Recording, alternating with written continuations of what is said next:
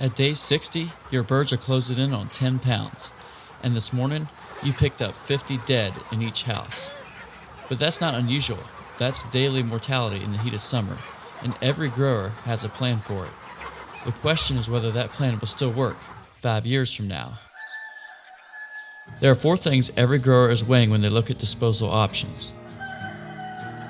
Regulation. What's legal in your state, on your water table, near your neighbors. Labor. What your operation can actually absorb on a daily basis. Biosecurity. What contact risk you're willing to accept on your property. Cost. Not just the purchase price, what it costs you over the life of your operation. Run each method through these 4 filters and the decision gets a lot clearer. For some commercial growers, the default has always been rendering. Scheduled pickups, no on-farm processing, low daily labor. It's a system that's worked for decades. The problem isn't the system, it's what it depends on. Every rendering truck that pulls onto your property has been on another farm, possibly multiple farms that day. In an industry where a single biosecurity breach can cost you an entire flock, there's a variable you can't fully control, no matter how well you manage your own operation. Additionally, rendering fees have increased, and in some regions, rendering availability is being phased out. In Alabama, this method is expected to be discontinued by September of 2026 as rendering companies will no longer pick up mortality. Growers who built their disposal plan around rendering find themselves without a solution this year. If that applies to your region, rendering isn't a permanent plan, it's a temporary dependency. There are also fees and freezer maintenance costs involved. Those numbers vary enough by region and contractor that a local quote is worth getting before you build them into your budget. Incineration eliminates biosecurity contact and handles mortality on site. It's also appealing because the sales price of an incinerator, approximately $12,000 to $25,000, is significantly less than a composter or thermal dehydrator. For small flocks, it can work. At commercial scale, the fuel cost becomes significant. A large unit might be able to handle 2,000 pounds daily, but at 1 gallon of propane per 20 pounds of mortality, this would cost roughly $200. Many incinerators are not designed to handle this volume of mortality anyway. Upkeep is also a hidden factor. When mortality is up, a grower may face multiple fill and ash removal cycles per day. Incinerator parts also require more frequent maintenance and replacements, along with having a noticeably shorter life expectancy than composters or dehydrators. It's not the wrong answer, it's just an answer that has a ceiling. Shed composting is the lowest long-term cost option on this list.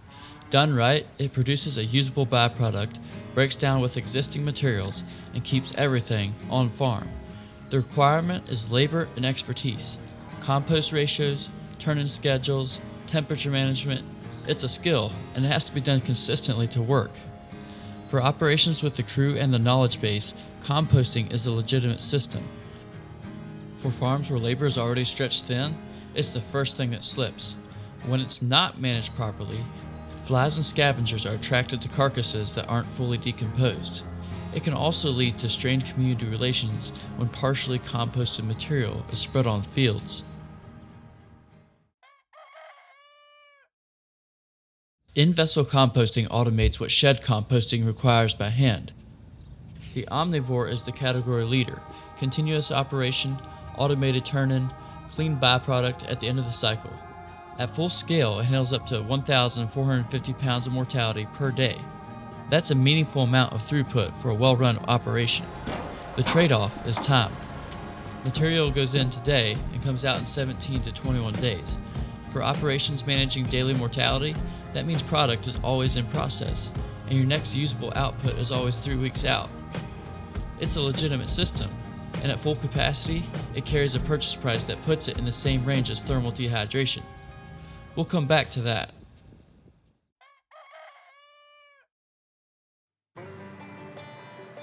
When biosecurity is non-negotiable, labor is limited, and mortality volumes are high, dehydration is the method that scales.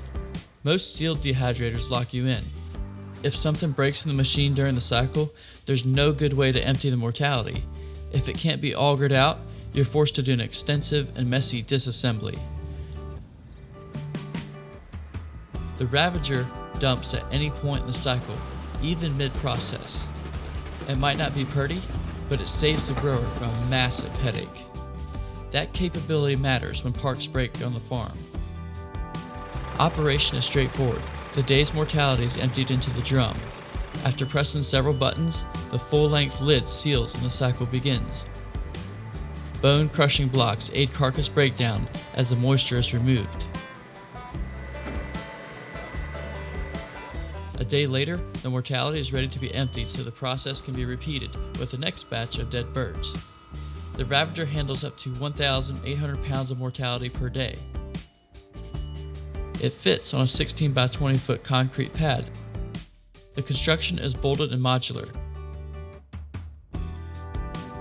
Serviceability is built into the design, not an afterthought. What goes in as a biosecurity risk comes out as a safe byproduct, ready to be used as a fertilizer. The dehydrated mortality takes up less space and doesn't attract scavengers like bin composting. Bone fragments are only 1 to 1.5 inches long. That's the full cycle, from daily mortality to a usable end product the day after. The price tag on the Ravager is significant. We won't pretend otherwise. But here's what that number actually buys you compared to the alternatives. The largest in-vessel composters run in the same price range. For that investment, you get 1,450 pounds of daily capacity and a processing window of 17 to 21 days. The Ravager handles 1,800 pounds a day, and the cycle is completed in 24 hours. Energy cost is real. The Ravager runs on electricity, averaging about 4 cents a pound, and that's an operating expense to factor into your numbers.